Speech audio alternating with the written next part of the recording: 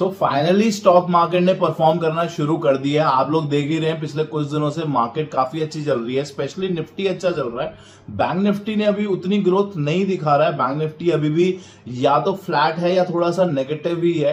But हाँ, Nifty यहां से काफी अच्छा परफॉर्म कर रहा है और सबसे बड़ा रीजन है जीएसटी का जो रेट कट की बात करी थी मोदी जी ने 15 अगस्त को, उसकी वजह से काफी एक बूस्ट देखने को मिल रहा है। अर्निंग्स आ चुकी हैं, अर्निंग्स ऑलमोस्ट 90% के करीब अर्निंग्स आ चुकी हैं। अर्निंग्स अच्छी नहीं आई है कंपनियों की, वो हमें मानना जरूरी है, लेकिन जो है बूस्ट मिला है पिछले 3-4 दिनों से, वो मिला है बिकॉज ऑफ जो अनाउंसमेंट करी गई है कि जीएसटी में कट किया जाएगा।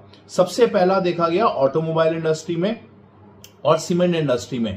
टाटा मोटर्स, आइशर मोटर्स, सब अशोक लीलैंड, सब स्टॉक्स ऊपर जा रहे थे। जो स्टॉक्स पहले दिन ऊपर नहीं गए थे वो सेकंड दिन ऊपर जाने स्टार्ट हो गए थे, अगर आपने नोटिस किया होगा तो। ऑटो इंडस्ट्री, क्योंकि ऑटो इंडस्ट्री एक सबसे पहली इंडस्ट्री ऐसी है जहां पे बहुत ज्यादा जीएसटी लगता है और वो यूजर को पास होने में बहुत इजी है क्योंकि प्राइसेस कम हो जाएंगे। बाकी इंडस्ट्री में ना कई बार ऐसा हो जाता है कि क्या वो यूजर को जीएसटी पास होगा भी कि नहीं होगा। अब फॉर एग्जांपल मैं टूथपेस्ट लेता हूं, अब वो टूथपेस्ट आती है लेट से 110 रुपए की, अब 110 रुपए में जीएसटी भी एडेड होता है। अब वो जीएसटी जो पहले मेरे को 28% लग रहा था या 18% लग रहा था, अब वो कम होके 5% हो जाएगा टूथपेस्ट पे। लेकिन क्या वो 110 रुपए की पेस्ट अब 102 रुपए में या 105 रुपए में मिलेगी? क्या वो यूजर पे पास होगा? ये सबसे बड़ा क्वेश्चन है। और स्पेशली इंडिया में, क्योंकि जब भी कोई ऐसे रिफॉर्म्स करे जाते हैं ना किसी भी कंट्री में, सो इट टेक्स टाइम तब तक वो यूजर तक पास हो। और ये इसीलिए किया गया क्योंकि यूजर के पास ना भी इंडिया में सबसे बड़ी प्रॉब्लम ये है कि यूजर के पास पैसा नहीं है। आपने रोड इंफ्रास्ट्रक्चर इंडिया के अंदर बना दिए हैं, बट अगर मेरे पास, मैं कार ड्राइव कर रहा हूं, बस मेरे पास टोल पे पैसे देने के लिए नहीं है। अब आप कहोगे ऐसा थोड़ी ना पॉसिबल है, इंडिया में कितने लोग ऐसे हैं इनके पास टोल पे पैसा देने के लिए नहीं है? बिल्कुल नहीं है गाइस, ये मैं नहीं बोल रहा, ये गवर्नमेंट का डेटा बोलता है। आउट ऑफ 140 करोड़ 80 करोड़ या 85 करोड़ को तो गवर्नमेंट खुद बोलती है कि हम राशन देते हैं, तो उनके पास राशन लेने के लिए भी पैसे नहीं है, और टोल पे पैसे क्या देंगे? तो अगर इंफ्रास्ट्रक्चर ऐसा बन गया लेकिन यूजर के पास ही पैसा नहीं है, तो अब गवर्नमेंट का जो फोकस है ना, देखिए गवर्नमेंट दो तरीके से फोकस करती है। एक फोकस होता है उसका डेवलपमेंट के ऊपर, वो अभी तक कर रही थी पिछले 10-15 सालों से, बट उसका रिजल्ट कुछ and of the day ground level पे इतना दिख नहीं रहा था बिकॉज यूजर के पास पैसा नहीं था। और वो होता है सेकंड पार्ट गवर्नमेंट का कि यूजर की तरक्की होनी चाहिए। अब गवर्नमेंट को समझ में आया कि यूजर के पास पैसा नहीं है। गाइस, मेरा ये मानना है, आप किसी भी डेवलप्ड कंट्री को उठा के देख लीजिए, चाहे वो अमेरिका हो, चाहे वो जापान हो, चाहे वो चाइना हो, चाहे वो रशिया हो, चाहे वो कोरिया हो, सिंगापुर हो, कोई भी डेवलप्ड कंट्री को देख लीजिए, उन सब में एक चीज यूनिक है, कॉमन है, और वो है उनके लोगों के पास पैसा होना। जबकि वहां की पॉपुलेशन के पास पैसा नहीं होगा ना। अमेरिका में देखिए कितने पुअर लोग होंगे, बहुत कम मिलेंगे। चाइना में मैं देखता हूं बड़े बड़े शोरूम्स वहां पे, जिनपे लाखों रुपए के पर्सेस, हैंडबैग्स मिलते हैं लेडीज के, वहां पे लाइन लगी होती है हैंडबैग्स लेने के लिए। उनके पास पैसा है। तो जब तक यूजर के पास पैसा नहीं होगा ना, अगर आपको कोई बोले ना कि आपकी कंट्री डेवलप्ड है या डेवलपिंग हो रही है, तो ये सबसे पहली पहचान है कि क्या उस कंट्री के लोगों के पास पैसा है कि नहीं है। अगर उस कंट्री के लोगों के पास पैसा नहीं है तो मान लीजिएगा ग्रोथ नहीं हो रही है, ग्रोथ में कुछ प्रॉब्लम है। तो अब सबसे बड़ी प्रॉब्लम जो गवर्नमेंट को भी समझ में आ रही है धीरे धीरे कि लोगों के पास पैसा नहीं है, जॉब्स नहीं है, लोग मार्केट में नहीं आ रहे उस पैसे को खर्च करने के लिए। यही रीजन था इनकम टैक्स में कम किया गया। बट प्रॉब्लम वही हुई कि इनकम टैक्स का भी जो रिजल्ट्स दिख रहा था वो and of the day convert नहीं हो रहा था इतना।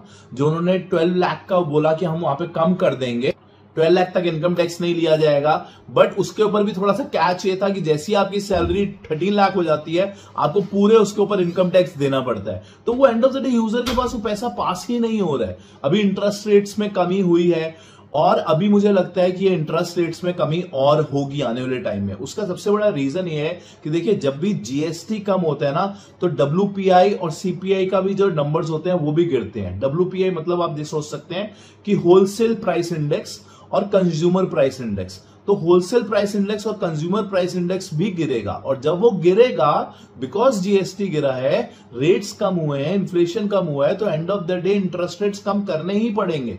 फिर से इंटरेस्ट रेट्स कम हो सकते हैं। तो ये सब चीजें अगर आप देखिए तो इससे ये पता चलता है कि यहां से मार्केट थोड़ा सा और अपसाइड दिखा सकती है।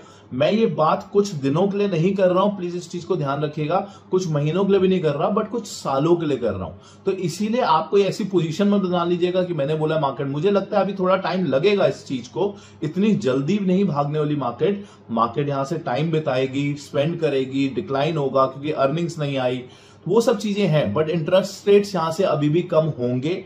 और एक इंपॉर्टेंट चीज जो मुझे यहां पे लग रहा है वो ये लग रहा है कि अभी तक इनकम टैक्स पे कमी हो गई है, इंटरेस्ट रेट्स में कमी हो गई है, जीएसटी पे कम हो गई है।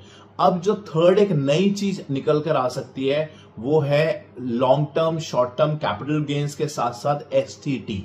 Long term short term capital gain में कमी हो या ना हो मुझे अभी पता नहीं है, बट हाँ एसटीटी मुझे लगता है बिल्कुल यहां से कम हो सकता है। और उसका रीजन मैं आपको बताता हूं, बिल्कुल प्रैक्टिकल रीजन है, लोग इस चीज को ज्यादा एक्सप्लोर नहीं करते। अगर आप जाके चेक करेंगे ना, ब्रोकरेज चेक करेंगे कि मुझे कितनी ब्रोकरेज लगती है, उसमें मैक्सिमम पार्ट आपका एसटीटी पे जाता है। और इस चीज को ध्यान से सुनिएगा, आप सेम ट्रेड अगर ऑप्शंस में लेते हैं और सेम ट्रेड फ्यूचर्स में लेते हैं और सेम ट्रेड अगर कैश में लेते हैं ना, तो जो डिफरेंस आता है कैश के एसटीटी में वो 10 टाइम्स ज्यादा है फ्यूचर एंड ऑप्शन से।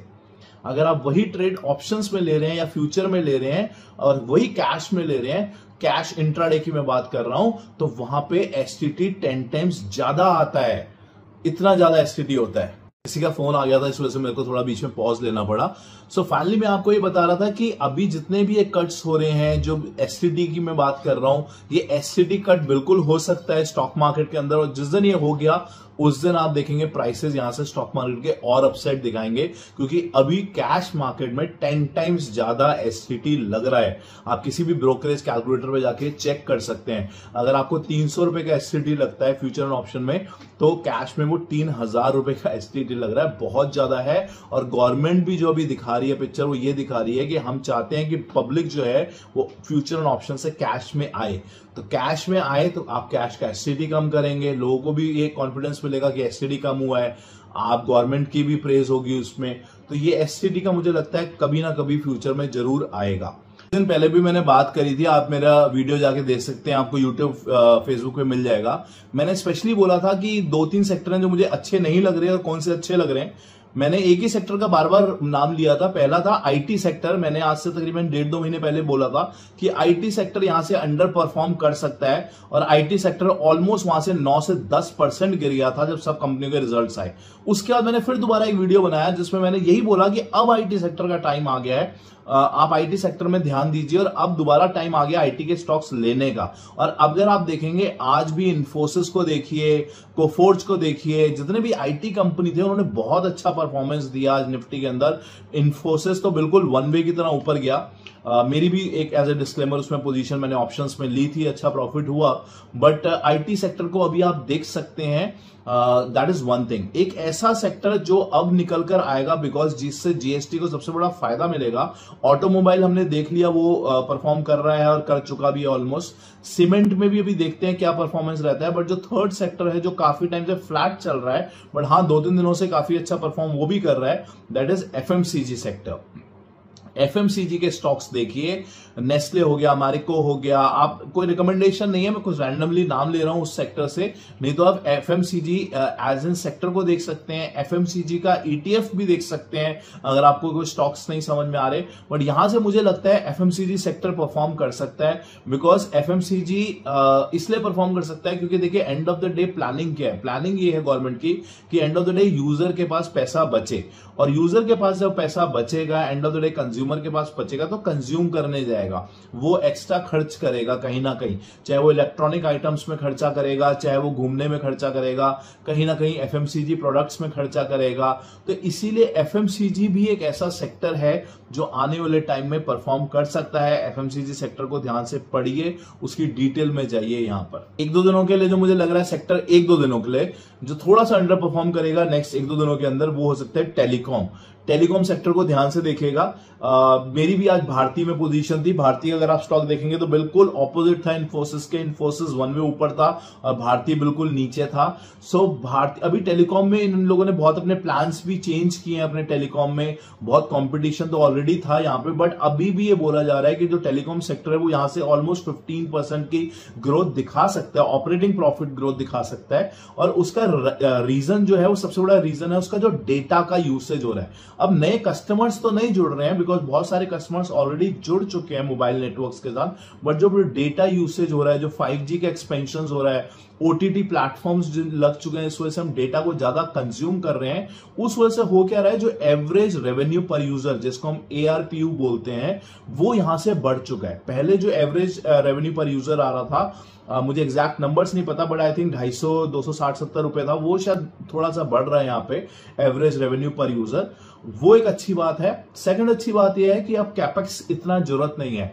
मैक्सिमम कंपनीज का जो कैपेक्स है, जो एक्सपेंसेस होते हैं, कैपिटल एक्सपेंडिचर जो होता है वो हो चुका है। तो अब कैपेक्स कम हो चुका है, रेवेन्यू आपका पर यूजर बढ़ रहा है, और उससे अब होगा क्या कि कैश फ्लो में आपको बूस्ट मिलेगा। और जब कैश फ्लो में आपको बूस्ट मिलेगा तो आप डेट में रिडक्शन करेंगे।